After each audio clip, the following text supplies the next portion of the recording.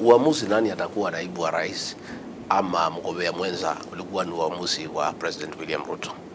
Kama alitaka kukonsult wabunge na wananchi, yeye alifanya consultation yake akaamua Rigathi Gachagua, si ndio? Na mimi na ndugu Kindiki hatuna vita, tunafanya kazi vizuri kwa sababu sisi ni watu werevu. Sisi watu ya nyumbani hatupigani kwa sababu hakuna kitu tunapigania. Rais mwenyewe ndio aliamua, alifanya consultation yake, kama aliconsult wabunge akawasikiza, akasikiza ground kwa raia, akasikiza, akafanya uamuzi wake. Na nafikiri alifanya uamuzi ambaye ulikuwa unafaa kwa sababu alifaulu. Alitaka mgombea mwenza ambaye atamsaidia kushinda kiti cha urais na alishinda. Na kwa hivyo siwezi sema ati huyu alitaka huyu hakutaka huyu, kwa sababu uamuzi ulikuwa wa mheshimiwa rais kuamua ni nani anataka akuwe mgombea mwenza wake. Mimi sina shida na mjumbe wowote kwa sababu kazi ya naibu wa rais ni tofauti na kazi ya mjumbe. Na mimi nafanya kazi chini ya rais, na rais ndio anaangalia kazi yangu na kuniambia vile naenda na kunigawia kazi kila siku na kunigawia kazi ya kutosha. Kwa hivyo kama kuna wabunge walikaa chini wakaamua labda hawapendelei mimi ama wangetaka niondolewe, hiyo pia ni haki yao. Unajua kila mtu ako na haki kuwa na maoni yake, lakini mjumbe ako na haki na maoni yake. Lakini pia lazima akumbuke ya kwamba yule wanaongea juu yake si hao walimchagua, alichaguliwa na wananchi. Lazima achukue maoni ya wananchi. Sijaona mbunge wowote ameenda kuchukua maoni kwa wananchi. Nasikia tu wanaongea na sana sana sikiaji wakiongea wakiwa kwa mlima, naona wakiongea wakiwa nje. Ingefaa uongee ukiwa hapa mlimani, usimame pahali mlimani uongee ndio upate reaction ya wananchi, kwa sababu wananchi ndio wenye kusema, ndio wenye maneno yote, hao ndio wa mwisho na ndio wako na nguvu ya kuamua ni nani atakuwa kiongozi, ni nani atakuwa kiongozi. Na sisi lazima tuheshimu uamuzi wa wananchi. Unajua wananchi the sovereignty of this country rests with the people of Kenya, na ndio tunaenda uchaguzi kila mwaka, after every 5 years wananchi wapate nafasi kuamua viongozi wao. Na vile nimekuambia ni social contract ya 5 years. Ningeomba tu kila mtu atulie. Imebaki mwaka 3. Patia wananchi nafasi wafanye kazi yao. Watapima. Rais atakuwa na nafasi, ataamua. Akiona Rigathi Gachagua wameendeshana mzuri, angetaka waendelee na yeye, ataamua. Hiyo uamuzi wake na hawezi lazimishwa ama kushurutishwa. Akiona hafai, angetaka labda achukue mwingine, hiyo pia ni haki yake. Lakini ile tunasema kwa ile contract na wananchi, hiyo lazima iheshimike, kwa sababu wananchi saa ile waliweka kidole. Najua rais alinominate mimi, akapendekeza mimi kwa watu ya Kenya. Watu ya Kenya wakaamua, ndio wenye kuamua. Ya rais ilikuwa pendekezo, lakini muhimu ni uamuzi, sio pendekezo. Yeye alipendekeza, wananchi wakaamua. Akasema huyu Rigathi Gachagua tumeona natosha mboga, anaweza saidia wewe kama deputy president kwa miaka ngapi? 5. Tunauliza tu hiyo miaka 5 tulipewa na wananchi hawa kawaida, tupewe nafasi tufanye. Ikifika hiyo wakati, rais atakuwa na nafasi mwafaka ya kupima na kuangalia, kwa sababu uamuzi ni wake. Aseme okay, mimi nimeona huyu Rigiji tumeenda mzuri, wacha turudi naye kwa wananchi tuombe miaka ingine 5. Ama aone sana huyu Rigiji, naona bila yeye nikitafuta mwingine labda ndio nitakuwa na umaarufu zaidi, ama ndio ataweza kunisaidia zaidi. Huu uamuzi utakuwa wake. Sasa mimi sielewi hii kelele yote ni ya nini tukiwa katikati ya barabara. Tukipewa nafasi tusonge polepole, tumalize, tuendelee miaka ingine 2. Ile mwaka ya mwisho ndio hiyo maamuzi. Kila mtu apange siasa yake, mwingine apange siasa yake, mwingine apange siasa yake. Hata nimeona mwingine alikuwa analikemea, sijui kama wewe unataka kusimama 2027 useme. Sasa mimi sijasema nataka kusimama rais. Mimi sijawahi sema mimi nataka kusimama urais. Mimi ni naibu wa rais, nimetosheka na ile kiti nimepewa. Hata rais tuliongea na yeye kitambo zamani, tukakubaliana vile tutaendeshana. Hakuna pahali bibi nimeshasema hata siku moja ati nitakuja kusimama 2027. Sijasema, sijafanya chochote ya kusema hivyo. So bibi, na angeomba tu viongozi wakubali tufanyie Wakenya kazi. Kazi iko mbele yetu ni mingi. Sasa ni miaka miwili na wananchi wako na expectation iko hali ya juu sana ya mambo mingi sana, na kusema ukweli hatujafanya ile tuliahidi. Tuko nyuma sana. Sasa tungepunguza vita, tupunguze kelele, tuache kupigana, tuache kupangia wengine, tuache kufikiria vile tutafukuza wengine. Hiyo sio wakati ya kufukuza watu. Juzi siku ile tulikuwa na hii shida ya agency.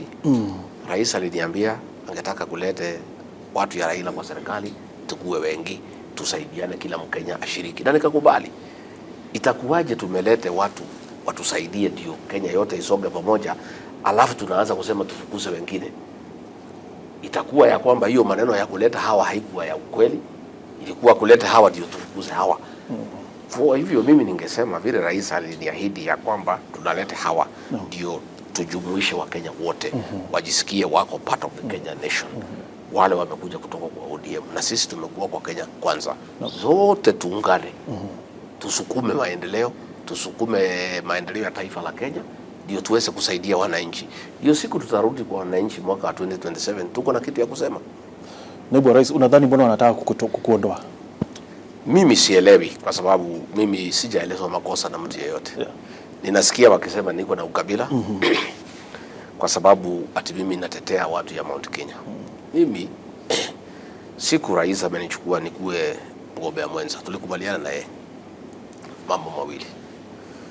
Ya kwanza, nitamsaidia katika uongozi wake kama principal assistant. Na mambo ya Kenya yote nitamsaidia, na hivyo nimefanya. Mimi nakuwa chairman ya cabinet committee ya Kenya, mimi nafanya. Mambo ya kusimamia wafadhili wa kigeni mimi nasimamia. Mambo ya kusimamia mambo ya ugatuzi mimi nasimamia. Mambo ya kusimamia maofisi huru na Constitutional Commission mimi naendelea. Mambo yote rais amenipatia ya mambo ya kukiwa na mafuriko mimi nasimamia, kukiwa na njaa mimi nasimamia. Pahali popote akinituma ngambo mimi naenda. Hiyo ni mambo ya Kenya na tulikubaliana. Na mimi nafanya, na hakuna pahali ameniambia iko makosa. Na kama iko najua ataniambia. Lakini tukasikizana mambo ya pili. Mimi nikiwa pale, hii serikali iliundwa na maeneo. Kamwambia hii watu ya Mlima Kenya nitakuwa mambo yao kwa serikali hilo naongoza, nachungulia na kutetea. Sasa kwa hiyo kazi ya kutetea watu ya Mlima Kenya ndio mimi naambiwa niko na ukabila. Na mimi sioni nikitetea watu ya Mount Kenya imekuwa ukabila namna gani, kwa sababu siku tulikuwa tunatafuta kura. Saa ile nilipewa deputy president, nakumbuka. Mimi niligawiwa pande hii ya Mount Kenya.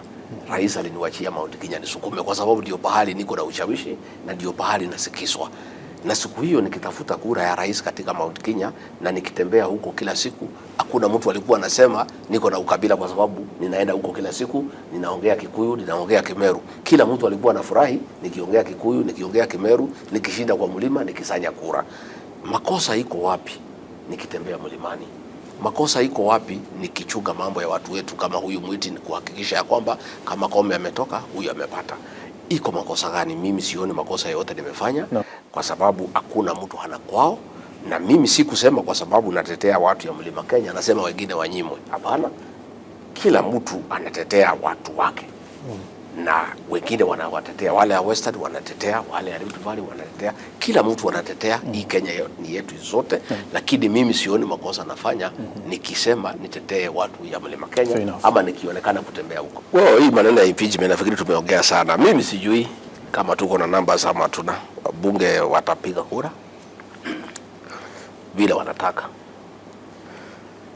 lakini wafanye public participation, waulize wananchi maoni yao, hasa hapa Meru, Embu, Tharaka Nithi, waulize wananchi maoni yao. Mimi tu ningewashauri tu, siwezi kuwalazimisha. The other day niliwaambia wasikize ground, wakasema mimi nawatisha. Mimi naambia tu kama kiongozi, kwa sababu mimi ninajua mambo ya raia sana, na hao raia ni watu wazuri na mimi nawasikiza. Kuna yale mambo yanawapendeza, kuna yale mambo hawapendezi. Rais William Ruto alionewa huruma na watu wa Mount Kenya sana kwa sababu ya kuteswa. Na hakuwa mtoto hapa, lakini watu hapa walimuonea huruma sana na wakaamua kukufa na yeye. Sasa kama walionea mtoto wa mbali huruma, mtoto wao akiteswa, unafikiria wanasikiaje? Mimi naambia tu wajumbe tu wakuwe waangalifu, waulize hii wa Meru, hii wa Embu, hii wa Tharaka kama wanafurahia mtoto wao akiteswa, na kama wangependelea mtoto wao aibishwe, afukuzwe aende nyumbani.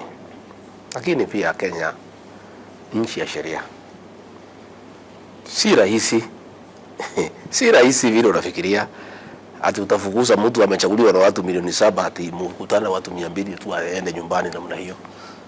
Hii ni nchi ya sheria na iko sheria Kenya ambayo inaheshimu demokrasia na inaheshimu uamuzi wa wananchi.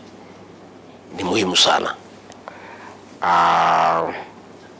Sijui ni gani ingine umeuliza? Mambo shida zako zilianza wakati mimi sina shida na Raila Odinga. Tulikuwa na shida hapo mbeleni wakati ya Uhuru Kenyatta, na tukapiga Uhuru Kenyatta sana, tukamuumiza sana, na tunaomba msamaha kila siku kwa sababu tulimkosea, kwa sababu alikuwa ametuambia Raila ni mtu mzuri. Tukasema hapana, Raila ni mbaya, mtu mzuri ni William Ruto. Huyu President William Ruto alikuwa anasema ndio mzuri, Raila ni mbaya, mwenyewe amesema Raila ni mtu mzuri. Sasa sisi tumesema tumekubaliana na yeye na Uhuru ya kwamba Raila ni mtu mzuri, mimi ni mkamkaribisha. Ile tu itatushangaza ni kama watu ya Raila watatumika kutufukuza, kwa sababu itakuwa pia amekuja kwa serikali kuchangia kuleta shida kwa serikali, na hawezi kuwa anatafuta kiti ya kwenda Afrika kuunganisha Afrika kama anaharibu nyumbani. Itaweka question mark kama watu ya ODM wataunga mkono kuharibu serikali ya Kenya Kwanza ambayo hawakuchangia, then itaoneshana ya kwamba Raila amekuwa mtu ya uchokozi na amekuja kwa serikali kuharibu. Hiyo ndio itaonekana. Kama watu yake watapiga kura ya kunifukuza, Wakenya wataona ya kwamba yeye ameingia kwa serikali kuharibu, kwa sababu tuliambiwa na rais amekuja kutengeneza, hatukumeambiwa atakuja kuharibu.